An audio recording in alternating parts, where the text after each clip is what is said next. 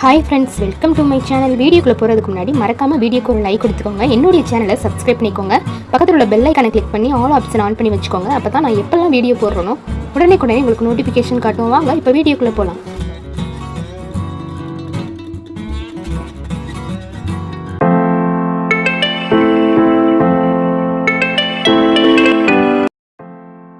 இன்றைக்கி வீடியோவில் முருங்கைக்காயை வச்சு சூப்பரான ஒரு லஞ்ச் டைமில் எல்லோரும் விரும்பி சாப்பிடக்கூடிய ஒரு கிரேவி எப்படி செய்யலான்னு பார்க்க போகிறோம். கண்டிப்பாக முருங்கைக்காய் சீசன் இருக்கும்போது இந்த ரெசிபியை நீங்களும் ட்ரை பண்ணி பாருங்கள். வீட்டில் உள்ளவங்க என்ஜாய் பண்ணி கேட்டு வாங்கி சாப்பிடுவாங்க.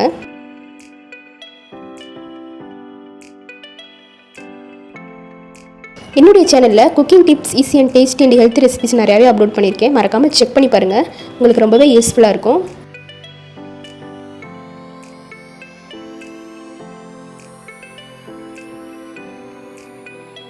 இப்போ வாங்க இந்த ரெசிபி எப்படி செய்யலான்னு பார்க்கலாம்.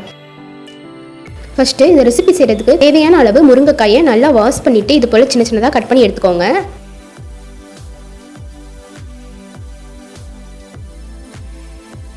இப்போ ஒரு பாத்திரத்தில் தேவையான அளவு குக்கிங் ஆயில் சேர்த்துக்கோங்க.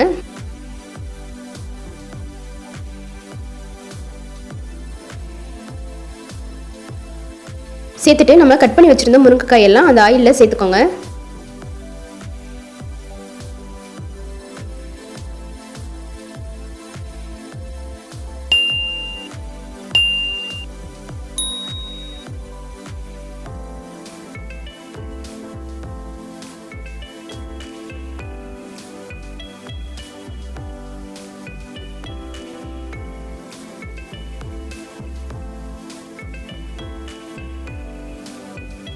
சேர்த்துட்டு முருங்கைக்காய் நல்லா ஆயிலேயே நல்லா ஃப்ரை ஆகணும். ஒரு மூடி போட்டு மூடி நல்லா வேக வச்சுக்கோங்க. ஆயிலேயே தண்ணி எதுவும் சேர்க்க வேண்டாம். பாருங்கள், நல்லா கலர் சேஞ்ச் ஆகி முருங்கைக்காயெல்லாம் ஆயிலே நல்லா வதங்கி வந்துருச்சு.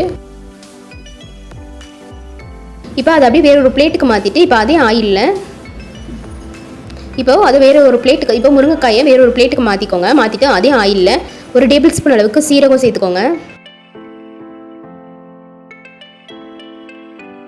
காரத்துக்கு ஏற்ப பட்டை மிளகாய் சேர்த்துக்கோங்க. பூண்டு பற்கள் நல்லா தட்டிட்டு சேர்த்துக்கோங்க.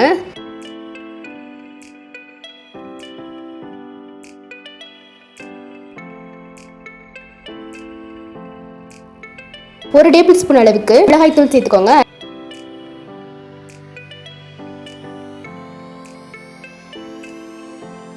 அரை டேபிள் ஸ்பூன் மஞ்சள் தூள் சேர்த்துக்கோங்க. 3 தக்காளியை இது போல் நல்லா பேஸ்ட்டாக அரைச்சிட்டு சேர்த்துக்கோங்க. சேர்த்துட்டு எல்லாத்தையும் நல்லா ஆயிலே கலந்து விடுங்க.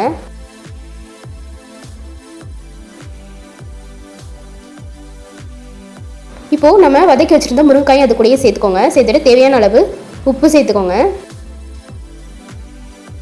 சேர்த்துட்டு இந்த ஸ்டேஜில் கொஞ்சமாக தண்ணி சேர்த்து எல்லாத்தையும் நல்லா கலந்து விடுங்க.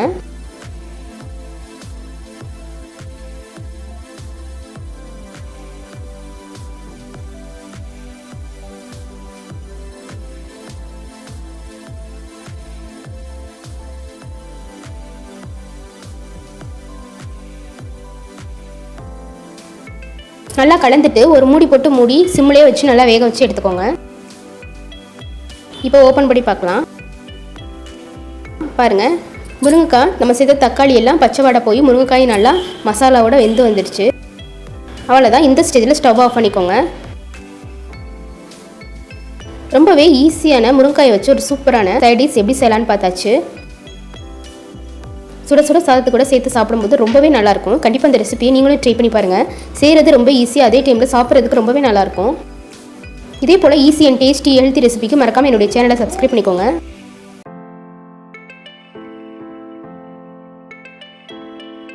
சிறியவர்கள் முதல் பெரியவர்கள் வரை எல்லோரும் விரும்பி சாப்பிடக்கூடிய நிறைய ரெசிபிஸ் என்னுடைய சேனலில் அப்லோட் பண்ணியிருக்கேன். மறக்காமல் செக் பண்ணி பாருங்கள், உங்களுக்கு ரொம்பவே யூஸ்ஃபுல்லாக இருக்கும். இதே போல் ஈஸி அண்ட் டேஸ்டி ரெசிபி நீங்கள் தெரிஞ்சுக்கணும் அப்படின்னா மறக்காமல் என்னுடைய சேனலை சப்ஸ்கிரைப் பண்ணிக்கோங்க. நான் போடுற வீடியோ உடனே உங்களுக்கு நோட்டிஃபிகேஷன் வேணும் அப்படின்னா பக்கத்தில் உள்ள பெல் ஐக்கானை கிளிக் பண்ணிக்கோங்க.